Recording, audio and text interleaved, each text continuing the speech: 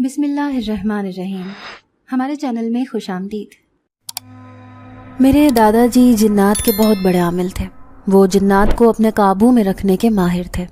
بہت سے جنات ان کے موکل تھے اور دادا جی نے ایک قسم کی جنات پر حکومت کی تھی۔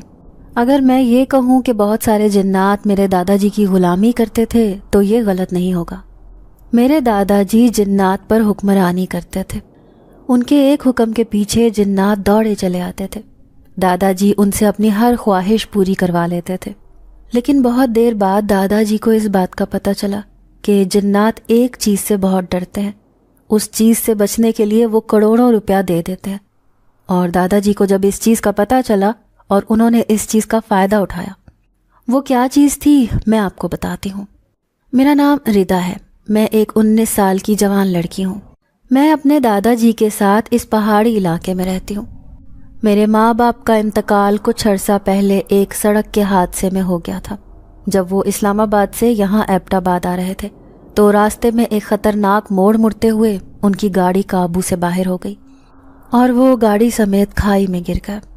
اس وقت چونکہ سردی کا موسم تھا اور برف باری بھی ہو رہی تھی، اسی لیے موقع پر ریسکیو کی ٹیم نہیں پہنچ سکی، جس کی وجہ سے زیادہ خون بہہ جانے کے باعث ان دونوں کا انتقال ہو گیا۔ بعد میں جب اگلے دن ریسکیو کی ٹیموں نے ان کو وہاں سے نکالا تو دونوں کی لاشیں برف سے نیلی پڑ چکی تھیں۔ اس وقت میں صرف 15 برس کی تھی۔ میرے لیے یہ صدمہ ایک بہت بڑا صدمہ تھا۔ میں میٹرک کے پیپر دینے والی تھی۔ امی ابو کے انتقال کے باعث میں نے میٹرک کے پیپر بھی نہیں دیے، اور ایک لمبے عرصے تک میں اس صدمے سے باہر ہی نہ نکل سکی۔ لیکن میرے امی ابو کے انتقال کے وقت دادا جی نے مجھے ایک بہت ہی عجیب بات کہی جو آج بھی مجھے یاد ہے، اور جب بھی میں اس بارے میں سوچتی ہوں تو میرے رونگٹے کھڑے ہو جاتے ہیں۔ لیکن میں نے دادا جی سے آج تک اس بات کے بارے میں دوبارہ بات نہیں کی، ورنہ میں ان سے اس بارے میں پوچھنا چاہتی تھی، لیکن میری آج تک ڈر کے مارے پوچھنے کی ہمت ہی نہیں ہوئی۔ دادا جی نے مجھ سے کہا تھا کہ تمہارے ماں باپ کے انتقال کی خبر مجھے پہلے ہی مل گئی تھی، اور تب تک میں صبر کر چکا تھا کیونکہ اس وقت کچھ کرنے کا ٹائم رہا ہی نہیں تھا۔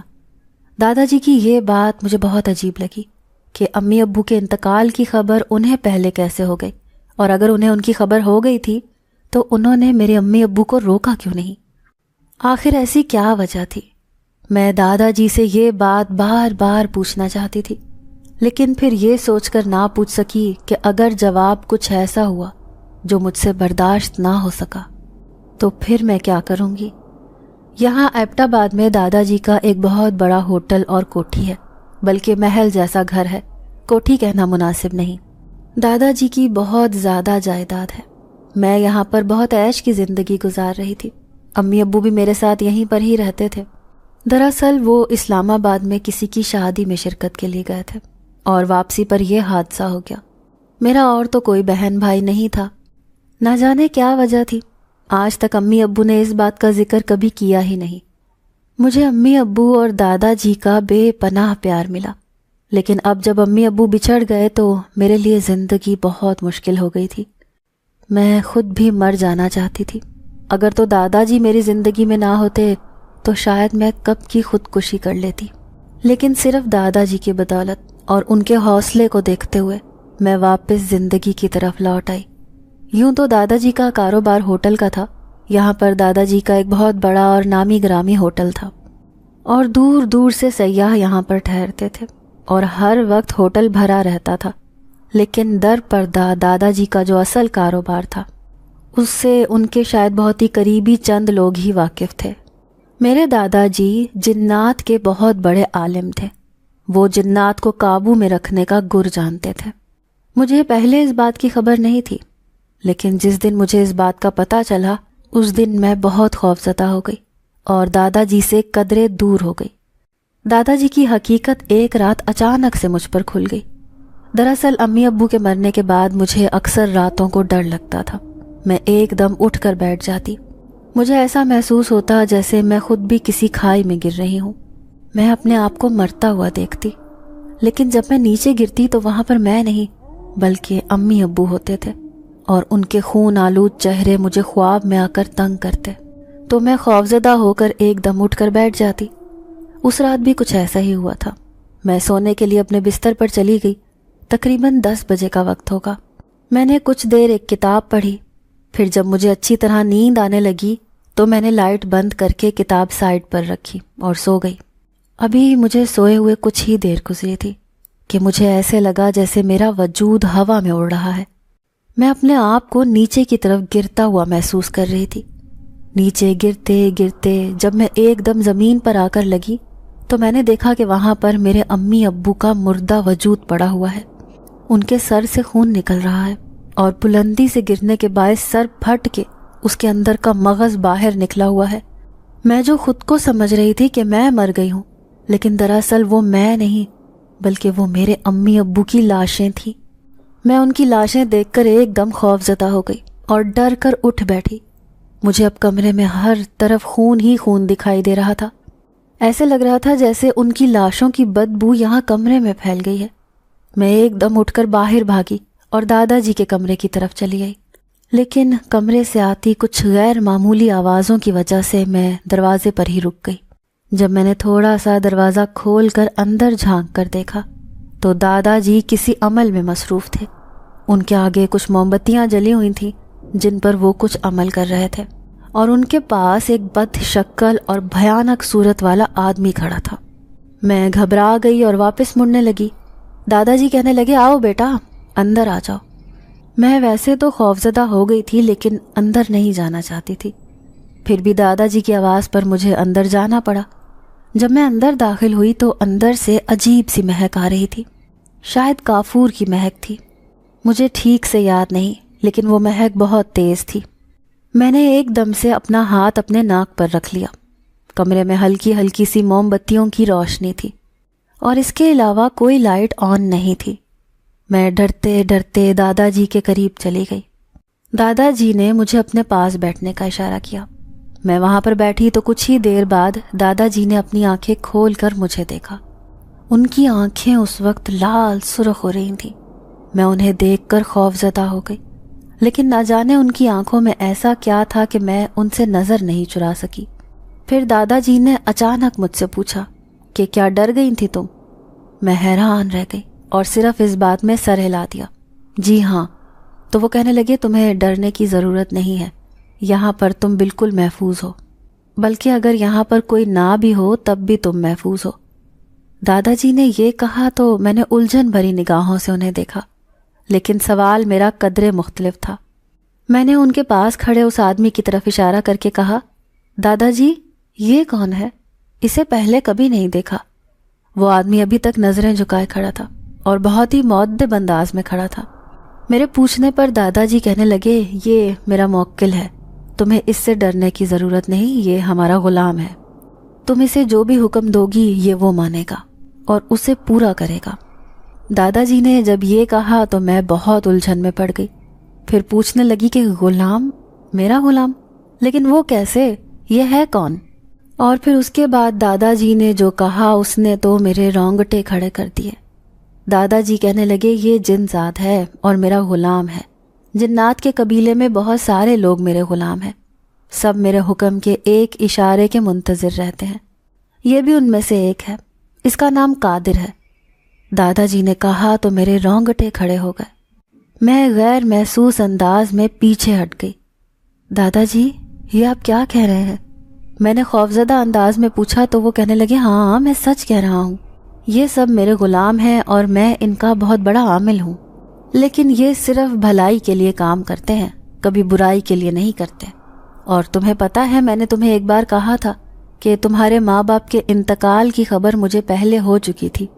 دادا جی نے مجھ سے کہا تو میں نے اس بات میں سر ہلا دیا اور سوالیہ نظروں سے ان کی طرف دیکھنے لگی۔ تو وہ کہنے لگے کہ وہ خبر مجھے قادر نے دی تھی، اسی نے مجھے بتایا تھا کہ صاحب اور بی بی کا ایکسیڈنٹ ہونے والا ہے اور وہ دونوں موقع پر مر جائیں گے، لیکن چونکہ اس وقت ہاتھ سے نکل گیا تھا اسی لیے میں کچھ نہیں کر سکا۔ دادا جی ملول انداز میں کہہ رہے تھے، لیکن میں حیرت سے اپنے دادا جی کا یہ روپ دیکھ رہی تھی۔ میں نے آج تک انہیں بہت شفیق اور مہربان پایا تھا، مجھے نہیں پتا تھا کہ وہ جنات کے عامل ہے۔ میرے نزدیک تو وہ ایک بزنس مین تھے جو ہوٹلنگ کا کام کرتے تھے، لیکن یہ جنات والا سلسلہ کہاں سے آ گیا؟ میں اب بہت الجھ گئی تھی، اسی لیے میں نے دادا جی سے معذرت کی اور کہا کہ مجھے اب نیند آ رہی ہے، میں اپنے کمرے میں جانا چاہتی ہوں۔ پھر میں اٹھ کر اپنے کمرے میں آ گئی۔ اپنے کمرے میں جا کر بھی مجھے سکون نہیں ملا۔ اب میرے دل میں ایک نئی الجھن پیدا ہو چکی تھی۔ مجھے یقین ہی نہیں آ رہا تھا کہ دادا جی ایسے ہوں گے، لیکن اگر وہ یہ کام کرتے تھے تو کیوں کرتے تھے؟ اس سوال کا جواب میرے پاس نہیں تھا۔ اور کیا امی ابو کو دادا جی کے اس کام کے بارے میں پتہ تھا؟ میں بہت الجھ گئی تھی۔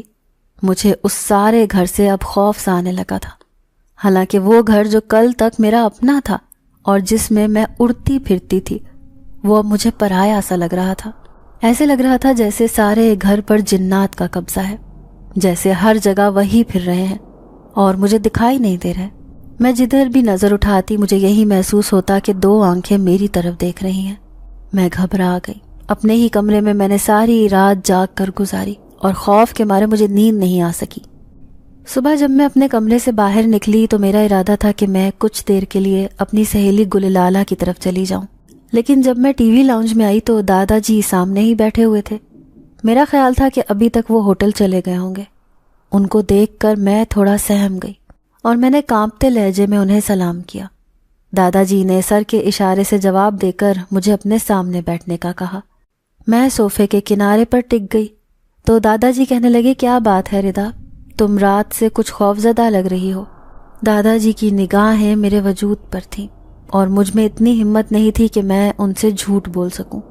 اسی لیے میں نے کہا کہ دادا جی، دراصل مجھے نہیں پتا تھا کہ آپ جنات کے عامل ہیں، اور پھر رات کو میں نے وہ سب کچھ دیکھ کر اور وہ سب کچھ سن کر میں خوفزدہ ہو گئی تھی، اسی لیے میں وہاں سے اٹھ گئی تھی، اور جب کمرے میں آئی تو مجھے اور زیادہ ڈر لگ رہا تھا۔ اسی وجہ سے ساری رات مجھے نیند نہیں آئی۔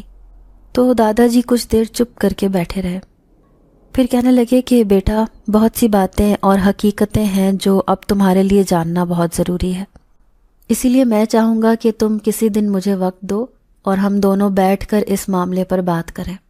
میں تمہیں ساری حقیقت بتانا چاہتا ہوں، اور میں یہ بھی چاہتا ہوں کہ تم یہ کام سیکھ لو۔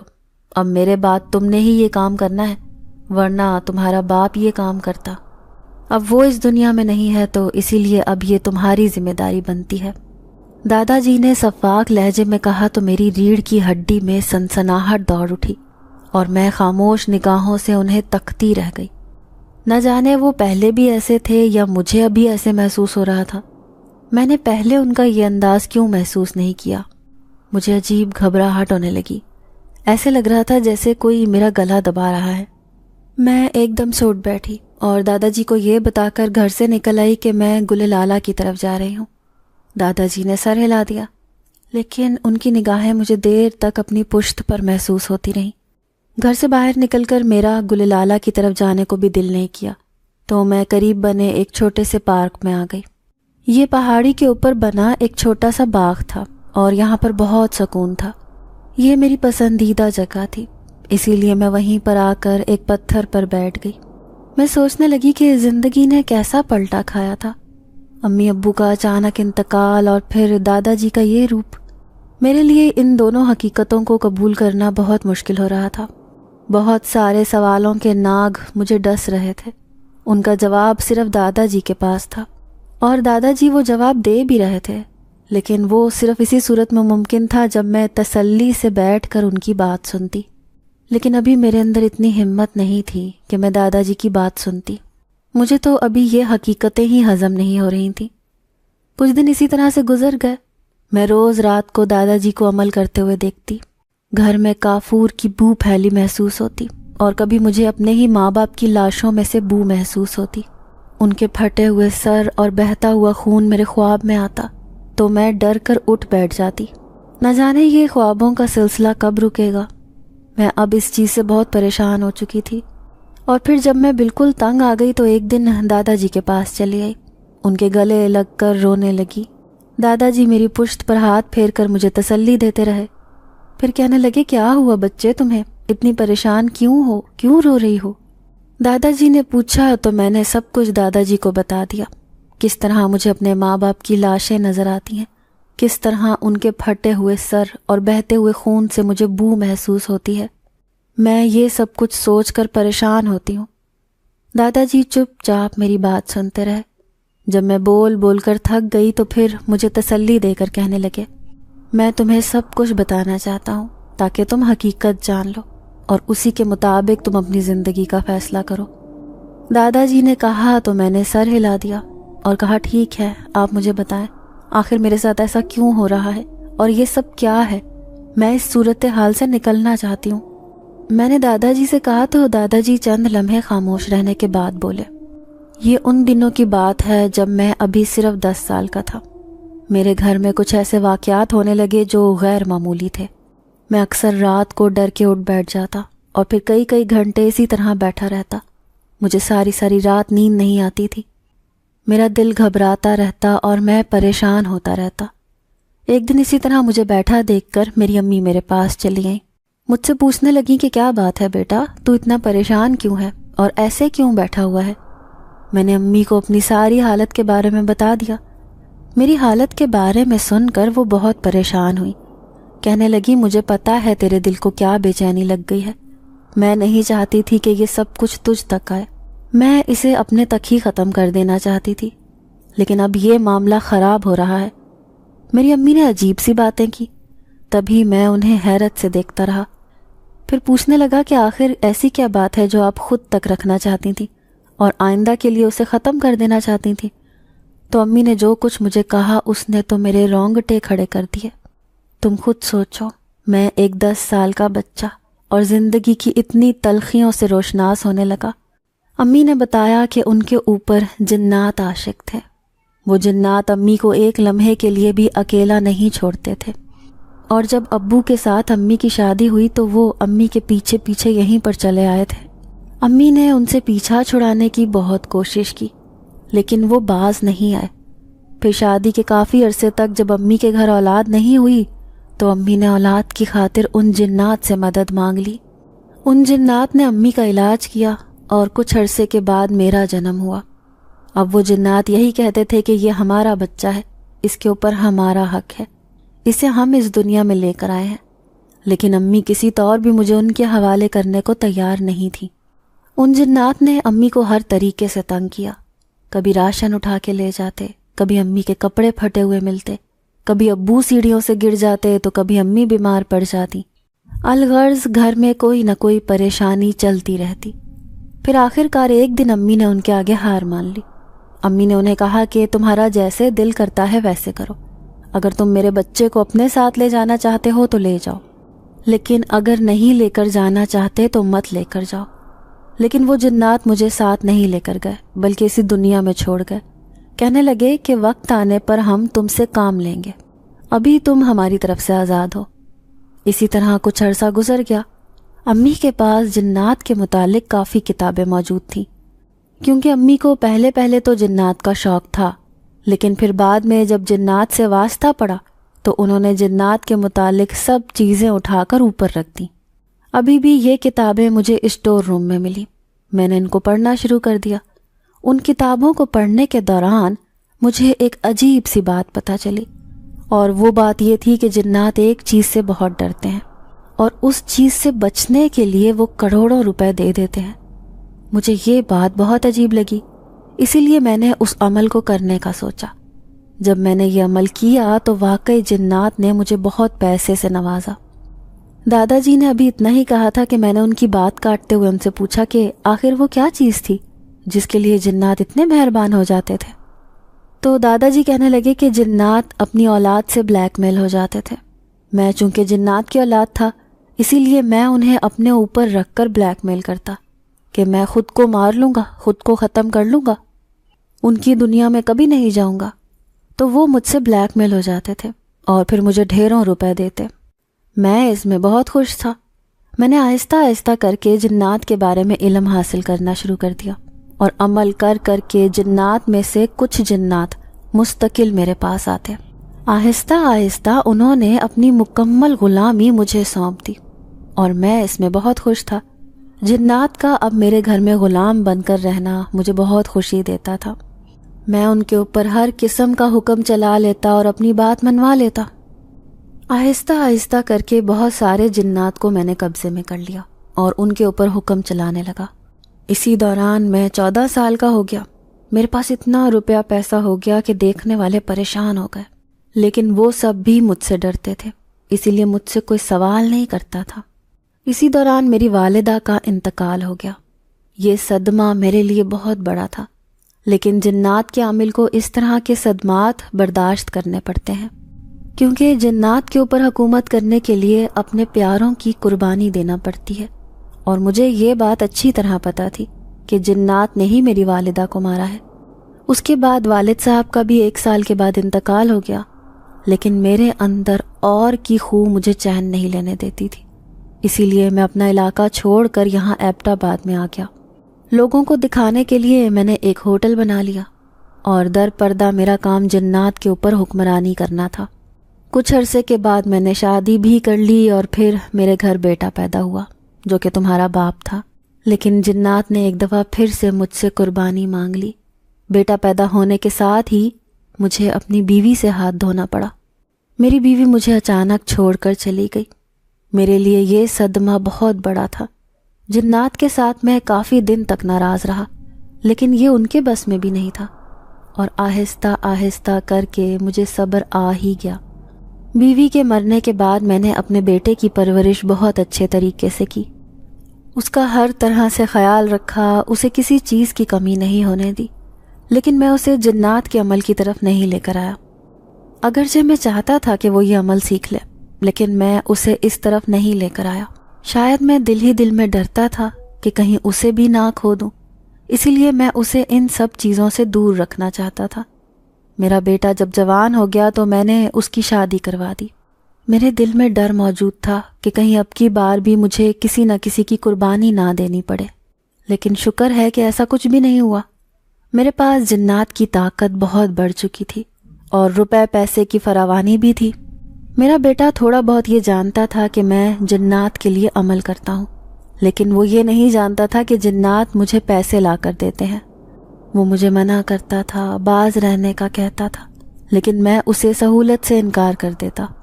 پھر جب تم پیدا ہوئی تو تب میں بہت خوفزدہ تھا کہ کہیں میرا بیٹا یا بہو یا دونوں میں سے کسی ایک کی قربانی نہ مجھے دینی پڑ جائے.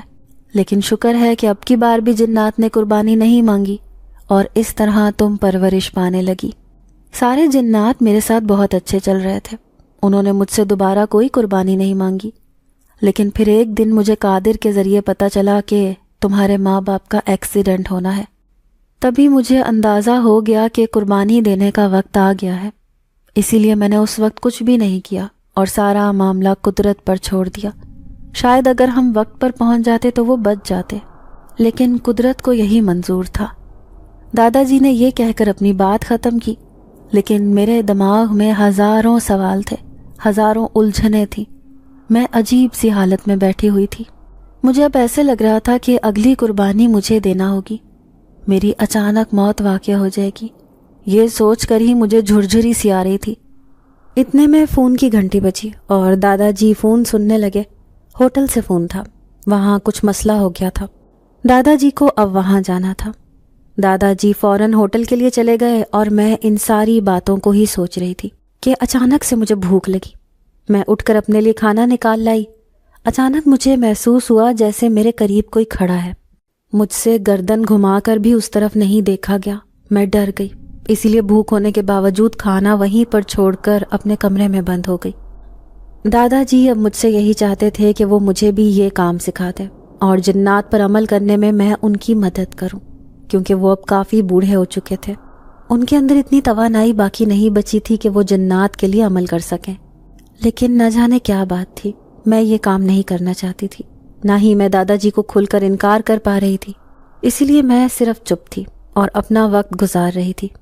لیکن ایک دن دادا جی نے خاص طور پر مجھے اپنے پاس لے کر بیٹھ گئے اور عمل شروع کر دیا.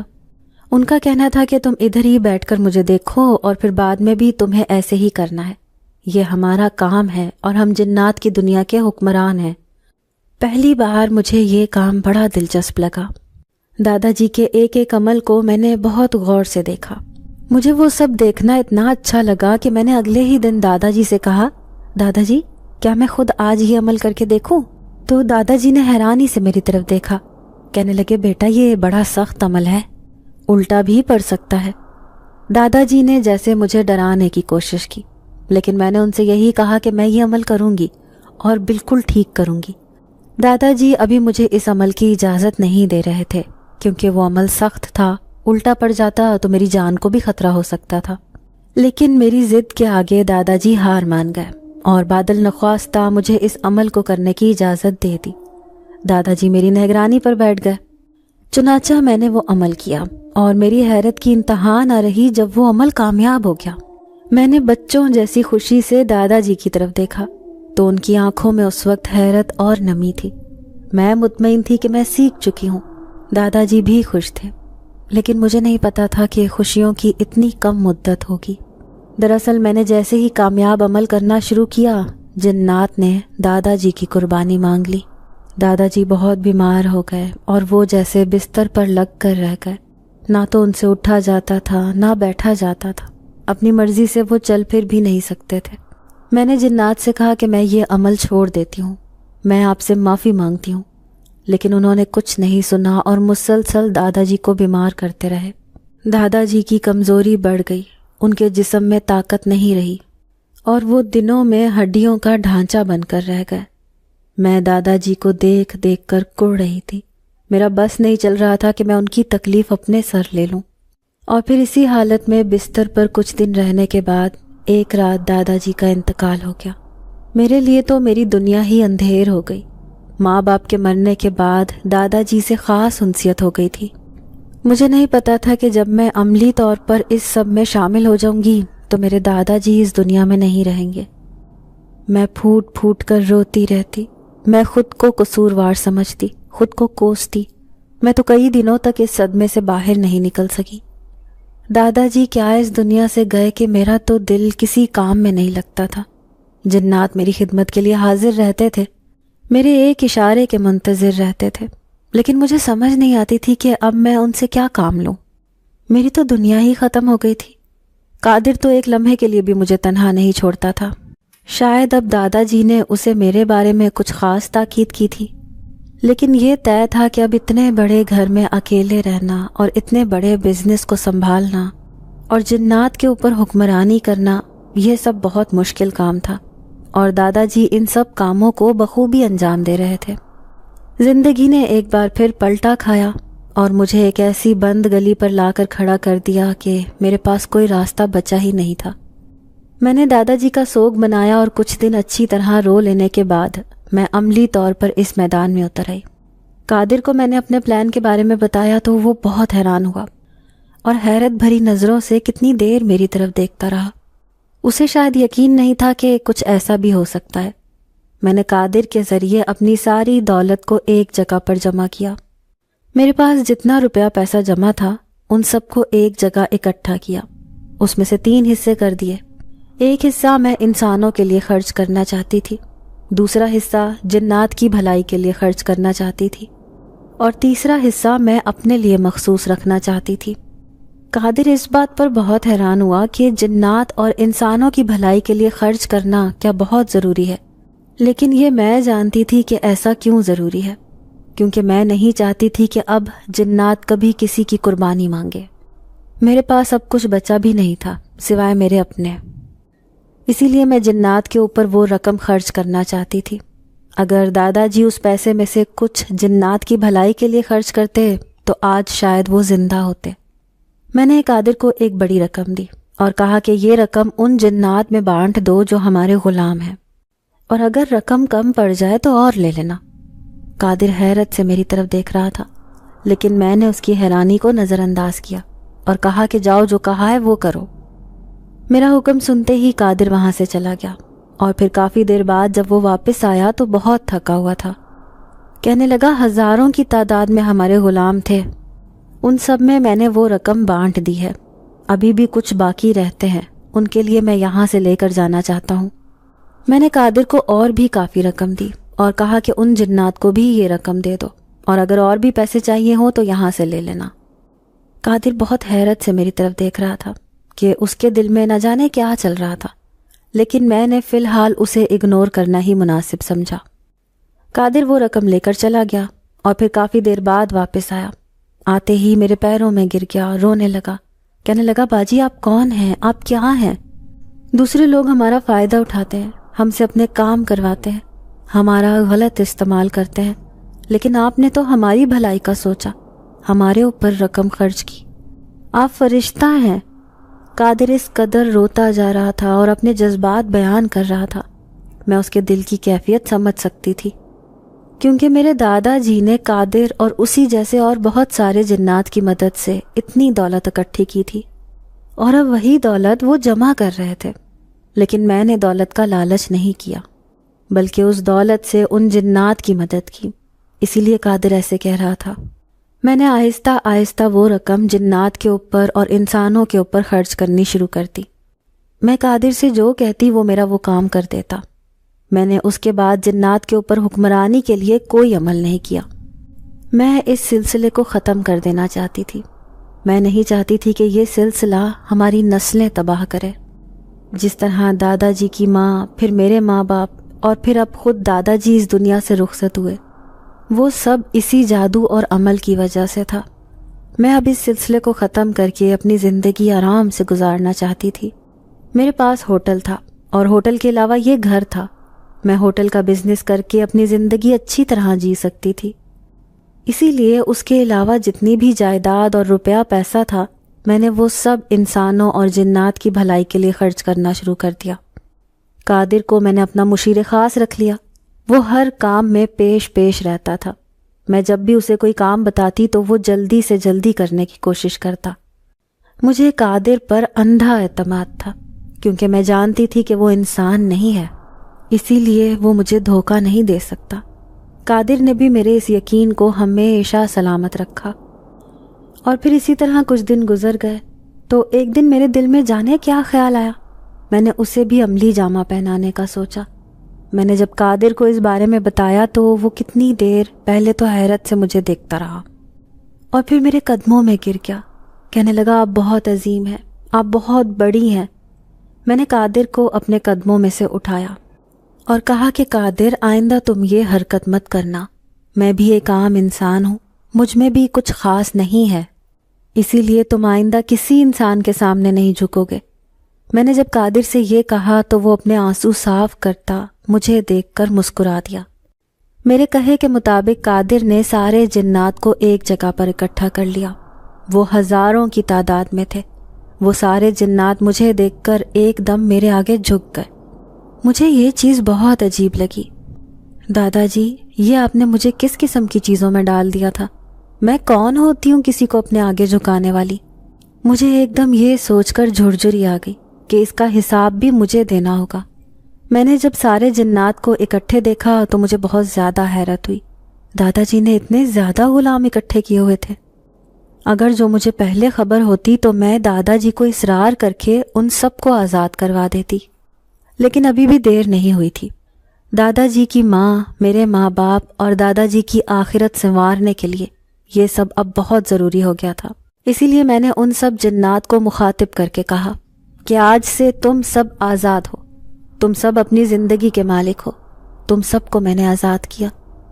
جتنی رقم میں نے تم لوگوں کو دی ہے اس سے اپنا گھر بساؤ اور اپنی زندگی گزارو، اور اگر ضرورت پڑے تو اور لے لینا، لیکن اب میرا تم لوگوں پر کوئی حق نہیں، تم لوگ میری طرف سے آزاد ہو۔ اس وقت جنات مجھے حیرت سے دیکھنے لگے۔ اب سب دوبارہ میرے آگے جھک گئے۔ میں پہلے تو دیکھتی رہی اور کہا کہ آئندہ تم لوگ کسی انسان کے آگے نہیں جھکو گے، تمہیں مکمل اختیار حاصل ہے کہ تم اپنی زندگی کیسے گزارو، اسی لیے دوبارہ کبھی میرے سامنے اس طرح مت جھکنا۔ اس کے بعد میں واپس گھر آ گئی۔ قادر ابھی بھی میرے ساتھ تھا۔ میں نے قادر کو دیکھ کر حیرت کا اظہار کیا اور کہا کہ قادر، تم نے سنا نہیں، میں نے سب کو آزاد کر دیا، آج سے تم بھی آزاد ہو۔ میری بات سن کر قادر کی آنکھوں میں حیرت اتر آئی اور پھر بے بسی سے کہنے لگا، میں آزاد نہیں ہونا چاہتا، میں آپ کے ساتھ رہنا چاہتا ہوں، مجھے خود سے الگ مت کریں۔ قادر نے کہا تو میں نے اسے سمجھانے کی کوشش کی اور یہی کہا کہ اب یہ ممکن نہیں ہے، میں اب اس راستے کو مکمل چھوڑ چکی ہوں، میں نہیں چاہتی کہ اس وجہ سے میرے بڑوں کے اوپر کوئی مصیبت آتی رہے۔ آج سے تم بھی آزاد ہو، میں اب کسی بھی جن ذات کو اپنا غلام نہیں رکھنا چاہتی۔ لیکن قادر میری بات ماننے کے لیے تیار نہیں تھا۔ وہ یہی چاہتا تھا کہ وہ میرے ساتھ رہے، اور میں اب کسی بھی جن ذات کو اپنے ساتھ نہیں رکھنا چاہتی، لہٰذا میں نے اچھے طریقے سے قادر کو رخصت کر دیا۔ قادر وہاں سے روتا ہوا گیا۔ میرے دل کو افسوس تو ہوا، لیکن یہی بہتر تھا۔ اب میں نے اپنے اگلے پلان پر عمل کرنا شروع کر دیا۔ میں نے اپنے ہوٹل کے مینیجر سے کہا کہ ہوٹل بکنے کے لیے لگا دو۔ ہوٹل بہت اچھی جگہ پر تھا اور بہت بڑا ہوٹل تھا، اسی لیے جلد ہی اس کی بہت اچھی قیمت لگ گئی۔ میں نے ہوٹل بیچ دیا اور گھر کو پرانے ملازم کے سپرد کر کے میں وہاں سے نکل آئی۔ میں اب اس شہر میں نہیں رہنا چاہتی تھی۔ میں نہیں چاہتی تھی کہ یہاں پر زندگی گزاروں، کیونکہ قدم قدم پر یہاں پر اماں ابا کی یادیں بکھری ہوئی تھیں، اور یہیں پر دادا جی کے ساتھ گزارے ہوئے دن مجھے یاد آتے ہیں۔ اس شہر نے مجھے اگر بہت کچھ دیا تھا تو میرے اوپر بہت ظلم بھی کیا تھا، اسی لیے میں نے اس شہر کو چھوڑ دیا اور کہیں اور رہائش اختیار کر لی۔ گھر کی طرف سے جو کرایہ آتا تھا اس کے ساتھ میرا گزارا اچھے طریقے سے ہو رہا تھا۔ ہوٹل کے سارے پیسے میں نے بینک میں ڈپازٹ کروا دیے تھے تاکہ بروقت ضرورت میرے کام آ سکیں۔ میں 25 سال کی ہونے والی تھی۔ مجھے وہ گھر چھوڑے ہوئے تقریباً 8 سال گزر چکے تھے، اور میں ایک بار بھی پلٹ کر وہاں نہیں گئی تھی۔ اب میں اپنی شادی کے بارے میں سوچ رہی تھی، کیونکہ جس محلے میں رہائش پذیر تھی وہاں پر ایک اماں سے میری بہت اچھی دوستی ہو گئی تھی۔ وہ مجھے اپنی بیٹیوں کی طرح سمجھتی تھی۔ انہوں نے ہی اپنے بیٹے کا رشتہ مجھے دیا۔ وہ کہہ رہی تھی کہ جیسی بہو میں اپنے لیے چاہتی تھی تم ہو بہو ویسی ہو۔ میں نے سوچنے کے لیے کچھ وقت مانگا۔ انہیں معلوم تھا کہ میرے سر پر کوئی بڑا نہیں ہے۔ میں نے انہیں ہوٹل والی رقم اور گھر کے بارے میں نہیں بتایا تھا، کیونکہ میں نہیں چاہتی تھی کہ وہ کسی لالچ کے پیچھے رشتہ کریں۔ انہوں نے اپنے ہی بیٹے کے لیے میرا رشتہ مانگ لیا تو میرے پاس انکار کی کوئی وجہ نہیں تھی، اسی لیے میں نے شادی کے لیے ہاں کر دی۔ سادگی سے نکاح ہونا قرار پایا۔ اگلے دن ولیمے کی دعوت تھی۔ آنٹی کا بیٹا امجد ایک بہت اچھا اور مہربان شخص تھا۔ وہ ایک گاڑیوں کے شو روم میں کام کرتا تھا۔ اس کی اچھی خاصی تنخواہ تھی۔ آنٹی نے امجد سے بھی اس کی رضامندی پوچھی تھی، جو کہ امجد نے خوشی خوشی دے دی تھی۔ نکاح کر کے میں امجد کے گھر چلی آئی۔ وہ میرے لیے بہت محبت کرنے والے شوہر ثابت ہوئے۔ مجھے نہیں پتا تھا کہ امجد مجھ سے محبت کرتے ہیں، لیکن امجد کہہ رہے تھے کہ میں نے جب سے تمہیں دیکھا تھا میں اسی دن سے تمہاری محبت میں مبتلا تھا۔ میں نے اسی وقت سوچ لیا تھا کہ میں تمہیں سے شادی کروں گا۔ میں نے امجد سے پوچھا بھی کہ آپ نے پہلی بار مجھے کب دیکھا تھا، تو امجد اس بات پر صرف مسکرا دیتے، کچھ کہتے نہیں تھے۔ ہماری زندگی اچھے طریقے سے گزر رہی تھی۔ 2 سال کا عرصہ بیت گیا تھا۔ میرے گھر ایک بیٹی نے جنم لیا۔ ہم بہت خوش تھے کیونکہ بیٹی کے پیدا ہوتے ہی امجد کی ترقی ہو گئی تھی اور تنخواہ میں بھی بہت اضافہ ہو گیا تھا، لیکن مجھے نہیں پتا تھا کہ میری خوشیوں کی مدت اتنی مختصر ہوگی اور میں ایسے منہ کے بل گروں گی جیسے کبھی اٹھی ہی نہ ہوں۔ میرے تو گمان میں بھی نہیں تھا کہ میرے ساتھ زندگی میں ایسا بھی کچھ ہو سکتا ہے۔ دراصل ہوا یہ تھا کہ ایک دن میری طبیعت بہت زیادہ خراب تھی۔ میں کمرے میں آرام کر رہی تھی۔ میری بچی میری ساس کے پاس تھی۔ اچانک نہ جانے مجھے کیا ہوا، دل کو ایک بے چینی سی لگی۔ میں اٹھ کر باہر آئی۔ میری ساس کے کمرے سے باتوں کی آواز آ رہی تھی۔ میں حیران ہو گئی کہ اس وقت کون ہے، لیکن وہ آواز امجد کی تھی۔ امجد اس وقت گھر کیسے آ گئے؟ میں یہ سوچتی ہوئی کمرے کی طرف بڑھی تو اپنا نام سن کر ٹھٹک کر رک گئی۔ اب میرا نام لے کر کہہ رہے تھے کہ اماں میں ردا کو کوئی نقصان نہیں پہنچا سکتا۔ میں نے آج تک اس کے جیسا مہربان اور ہمدرد کسی کو نہیں دیکھا۔ لیکن ان کی اماں کہہ رہی تھی کہ بس کر دے قادر، اب بہت وقت ہو گیا ہے، اب تو اس کا ہوٹل اور گھر لے اور یہاں سے نکل چلتے ہیں۔ اب کتنی دیر تک ہم اس ڈرامے کو رکھیں گے؟ قادر کا نام سن کر میں تھوڑا حیران ہو گئی کہ آخر امجد کی ماں اسے قادر کیوں پکار رہی ہیں۔ لیکن امجد کہنے لگا، نہیں ماں، میں اب یہ ساری زندگی ردا کے ساتھ گزاروں گا، میں اب یہاں سے کہیں نہیں جا سکتا۔ ہاں تم نے جانا ہے واپس تو تم چلی جاؤ، امجد نے کہا تو میں حیرانی سے سوچ رہی تھی کہ یہ کہاں جانے کی بات کر رہا ہے۔ اور پھر امجد کی ماں کہنے لگی کہ اگر تو میرے ساتھ واپس نہیں جائے گا تو میں ردا کو سب کچھ بتا دوں گی کہ تو ایک جن زادہ ہے اور تیرا نام قادر ہے، تو اس کے ساتھ پہلے کام کرتا رہا ہے۔ دیکھ میری بات مان، میرے ساتھ چل۔ اس بات پر امجد خاموش ہو گئے اور کچھ بولے نہیں، لیکن میں اس وقت ایسے دھماکوں کی زد میں تھی جو گاہے بگاہے میرے ارد گرد ہو رہے تھے۔ مجھے خبر نہیں تھی کہ امجد دراصل قادر تھا، اور آج جب پتہ چلا تو میرا وجود پر خچوں میں اڑتا دکھائی دے رہا تھا۔ آخر قادر نے میرے ساتھ یہ دھوکہ کیوں کیا؟ مجھے اس بات کی سمجھ نہیں آ رہی تھی، اور یہ اسی شام کی بات تھی۔ امجد نے مجھے اپنے پاس بٹھا کر سب کچھ سچ سچ بتا دیا۔ یہ بھی کہا کہ میں تمہیں بہت پہلے اس سب کے بارے میں آگاہ کرنا چاہتا تھا، لیکن میں ڈرتا تھا کہ تم کہیں مجھے چھوڑ نہ دو، اور اب تو اماں نے بھی مجھے مجبور کیا ہے اور دھمکی دی ہے کہ اگر میں اس کے ساتھ یہاں سے واپس نہیں گیا تو وہ تمہیں ساری حقیقت بتا دیں گی۔ اسی لیے میں نے یہی مناسب سمجھا کہ میں تمہیں خود ساری حقیقت بتا دوں۔ امجد یا قادر جو بھی کہیں، اس نے جب مجھ سے یہ سب کہا تو میں چپ کی چپ رہ گئی، لیکن پھر جب میں نے اپنے دل کو ٹٹولا تو اس میں بھی امجد کی محبت اسی طرح موجود تھی جیسے پہلے دن تھی۔ اسی لیے میں نے امجد کے ہاتھ پر ہاتھ رکھا اور کہا کہ میں آپ سے دور نہیں رہ سکتی، مجھے آپ ساری حقیقتوں کے ساتھ اسی طرح قبول ہے۔ میری بات سن کر امجد محبت سے مسکرا دیا۔ مجھے یقین ہو چلا تھا کہ میری زندگی میں اب کبھی کوئی پریشانی نہیں آئے گی۔